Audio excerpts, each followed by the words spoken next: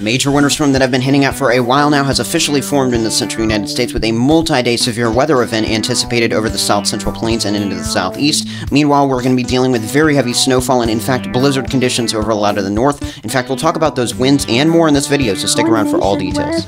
Thanks so much for joining me here. Don't forget the free trial to the WeatherBell maps that I'll use at times throughout this video. That is down in the description. And just a reminder that if you're new to the channel, please hit that subscribe button so I can continue to deliver consistent, accurate, and easy to understand forecast videos. Now, without wasting time taking a look at those latest alerts from the National Weather Service, as of our Sunday evening here, you can see we've got a bunch of different alerts over the central United States, from pinks indicating those fire danger concerns there into parts of West Texas, all the way on up to those pinks in the north central indicating winter storm warnings from parts of Montana, all the way on over to Wisconsin. There's just so much going on. We've got blizzard warnings there coming out of the high plains into parts of central Nebraska, southern South Dakota. Those are still subject to expand.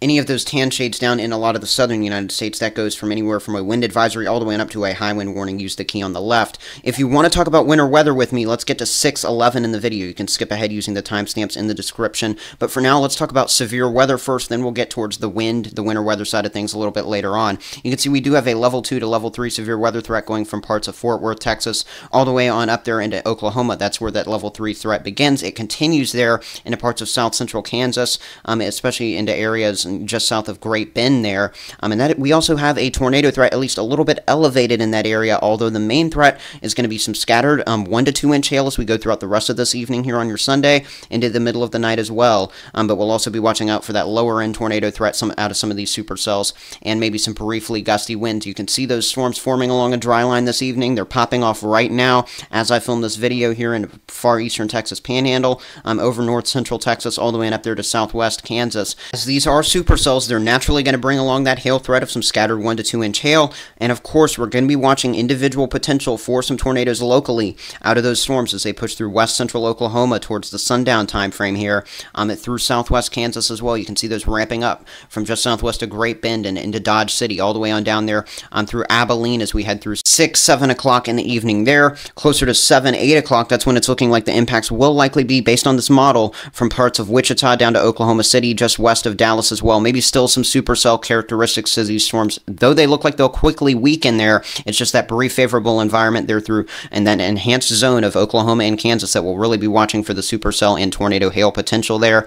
But it looks like into the overnight hours of tonight, 1, 2 o'clock in the morning, in a place like Dallas and some of the suburbs just west of town, some line segment-like storms there. Briefly some gusty winds and some hail out of those, maybe a spin-up tornado as well. It looks like overall that we're going to see a lot of the activity weaken from there all the way on up to the Midwest as we head overnight tonight. But we'll get a revamped, a renewed threat as we go towards Monday in the afternoon here. So March 25th, 2024, we've got a enhanced level 3 of 5 risk from the Storm Prediction Center right over that southeastern Arkansas, northeastern Louisiana, western Mississippi zone there. Of course, the slight risk surrounds that. We've also got a wind, a little bit of a hail threat in this zone, but we're especially looking at the ramped up tornado threat as we go into Monday there. That hatched zone that you see there from just east of Shreveport there into Jackson, Mississippi, that's indicative of the potential for EF2 or stronger tornadoes that could happen locally there. Definitely a few tornadoes looking likely, though, out of this setup. Of course, the red colors on your screen right there that are in line with the enhanced zone, that's indicating that many of these storms will at least be capable of gusty winds, and I'll kind of show you how they time out here in just a second. But looking at our significant tornado parameter from the HRRR model, you can see those oranges and reds there over parts of Louisiana into southwestern Mississippi into the Jackson area. It's looking like we're going to see 5, 6, 7s on a scale that goes up to 10. This is basically telling us, okay, the atmosphere looks really prime. The ingredients are in place. We could definitely see some tornadoes out of the threat. Of course, if we see storms in that environment, and we certainly will be seeing some storms. Let's time it out. You can see as we go towards the morning hours here, 8, 9 o'clock in the morning, showers and storms extending from southwestern Missouri all the way on back there through eastern Texas into the Tyler, Palestine region, Lufkin as well. Most of these probably sub-severe, but maybe a brief wind or tornado threat out of these wouldn't completely rule it out as those move into the marginal area there along the Arc-La-Tex. But once we get towards around 1, 2 o'clock in the afternoon, that's when these are really going to begin to strengthen from parts of central Arkansas all the way back down there through western Louisiana. This model painting the picture that will have those storms moving through. Are they going to be exactly at this time and look exactly like this? Probably not, but this gives you the generalized idea that we're going to have this line of probably gusty winds that's especially prominent there from Little Rock around 3, 4 o'clock all the way down there to Alexandria, Louisiana as we head into that same time frame. And again, the look to this line is not only that Boeing segment where we could see those damaging winds scattered 60 miles per hour, but you also see those little appendages on the line. That's where we could embedded see some of those hook echoes, and that's where we get those tornadoes possible along the line. So stay very weather alert, especially if you're in those yellow or orange colors through the afternoon here from the Storm Prediction Center's outlines. And look at this, towards places like Yazoo City, Jackson in Mississippi, back on down towards Natchez as well, 7, 8 o'clock Central Time. Fair game for you also back on up towards Memphis around that time. Some gusty winds certainly possible there with a low-end tornado threat. I wouldn't be shocked if the enhanced risk goes a little bit further east from the Storm Prediction Center as this line looks to continue to be potent, at least with the damaging wind threat, maybe some embedded tornadoes into the nighttime in Mississippi and Alabama. It definitely looks like by the time we go towards 5, 6 o'clock overnight into early Tuesday morning, we'll certainly see things begin to really weaken there through Alabama. But nonetheless, let's look at my ONW severe scale. That's my scale that goes from 0 to 7 for severe weather. I've got it all the way on up as high as a 3 over parts of Oklahoma and Kansas on a scale that goes up to 7 there as we go through our Sunday. Going into our Monday, just a brief look at this, I've got a generalized yellow area of 3 of 7 there from southeast Arkansas, northeast Louisiana, into parts of western Mississippi. Even Memphis, the far southwestern corner of town and some of the suburbs there, being included in my risk zone of a 3, mainly for tornadoes and maybe some gusty winds. And even as we go towards our Tuesday, March 26th, Storm Prediction Center still has a marginal zone in Indiana and one closer to the Gulf Coast for some of these storms. But here we go. Here's that promised winter weather discussion. You can see as we go throughout the rest of our Sunday evening here over a lot of the high plains there from Denver, Colorado, all the way curling around to Green Bay, Wisconsin. We've got very moderate to heavy snow in a lot of areas that are seeing some of those blues, especially those whitish colors near Minneapolis. In the evening hours here, very heavy snow indicated there. And again, the deeper the blue, and especially as you get into those whiter grayish colors, whatever you want to call those, that's where you're talking about the heaviest of snow. And it's going to be quite heavy in places like Minneapolis, central and northern Wisconsin as we go throughout the rest of this evening. But some of this rain into the overnight hours and into our early Monday, yeah, moving out of Iowa into southern parts of Minnesota, that is going to be a changeover. So as we go throughout the day and really just the morning hours of our Monday, we're going to see the turnover to rain there over a lot of Wisconsin and over a lot of Minnesota as that low treks on off towards the north and east. But we've got this local band of very heavy snowfall wrapping back around the storm into the high plains and the west central plains there. So out of Nebraska and Kansas, we'll eventually see this try to make its way on off towards the east throughout the day Monday, even into our Tuesday there. And you'll see that progression as we continue to time this out. Also there, north and west of Minneapolis, we're going to see this pretty uninterrupted heavy snowfall there throughout the entirety of this event. This is where I think some local 2-foot totals will not be out of the question. Also on up there, just northeast of Duluth in Minnesota, the very heavy snowfall up in that region.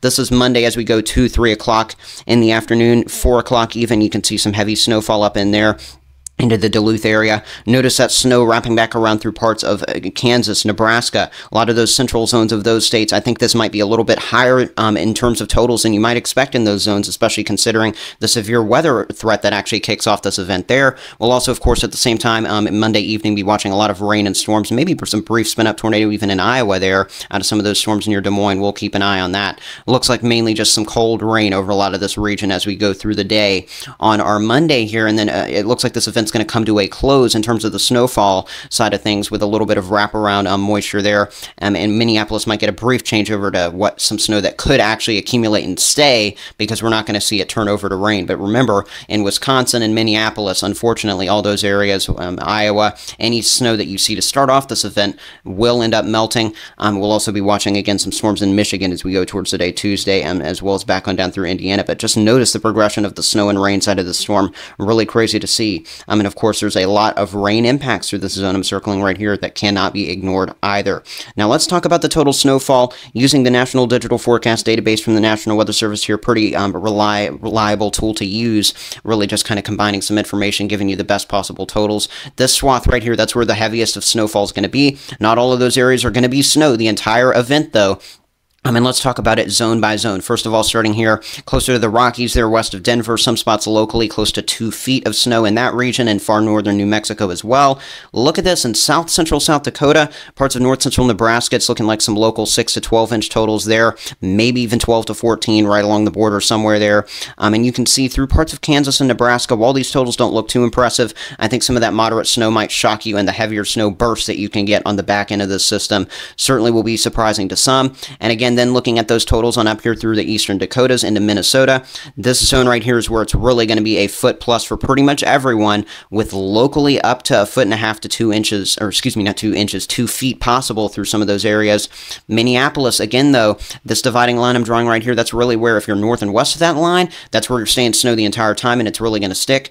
Southeast of that line through Minneapolis, northwestern Wisconsin, those are those zones where, yes, you get some snow at the beginning and the end of this event, but at the end of the day, you're not going to end up with much accumulation on the ground just because of the rain that causes the significant disruption there. Unfortunately, Iowa, Illinois, those areas pretty much staying snow-free. Now, right up there on the lake near and just northeast of Duluth, Minnesota, you might be getting 2 to 3 feet of snow in some local areas there, but definitely some blizzard conditions there. And again, in places like Wisconsin, it's definitely turning over to rain and staying that to end this event, unfortunately. So, too bad, so sad. That snow will be gone by the end of this event in most areas of Wisconsin. Now, in terms of our latest weather alerts, again, I want to take a look at that one more time. Again, you can see those winter storm warnings over Montana, a lot of South Dakota, North Dakota even getting in on some of those through Minnesota into parts of northern Wisconsin. And again, we've also got those blizzard warnings that I briefed on earlier in the video. One other thing I want to talk about, wind gusts over the south central plains on our Sunday evening here.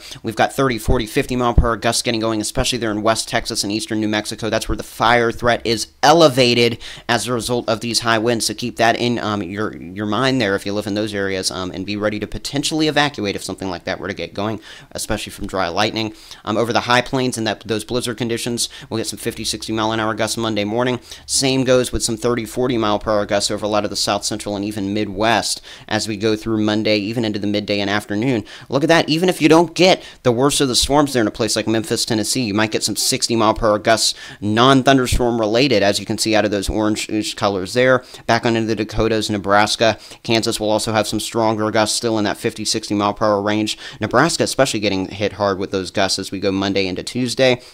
Look at this, still locally over Indiana, over parts of central Tennessee, some 60 to 70 mile per hour wind gusts possible. And again, always check weather.gov for your latest wind alerts, your latest warnings and advisories from the National Weather Service as we go towards our early Tuesday morning. That's when I was talking about those high gusts there.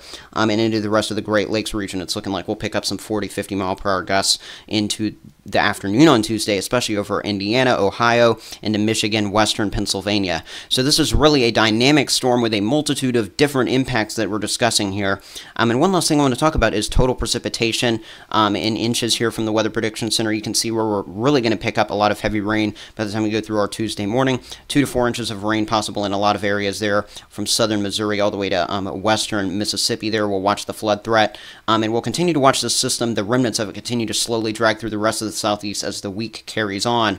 So if you live in any of these areas here, we'll also be watching the rain and flood threat really as we head towards the middle to even back half of the week, as the leftovers of the system are going to be struggling to continue to head with eastward progression there, and that's going to cause a little bit of that flood threat. Again, playing this out, and this is what's really going to kind of show you why the flood threat continues. Look at this. Over a lot of the south central and southeast United States, Tuesday evening still lingering around with some showers and storms in the southeast, and we just don't completely rid the rain over Florida, Georgia, the Carolinas, it looks like, with a lingering system along that coast, even stretching towards the mid-Atlantic and northeast as we head towards Thursday afternoon.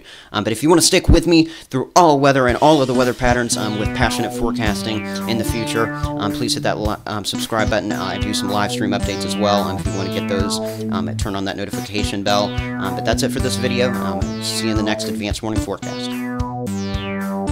One Nation Weather.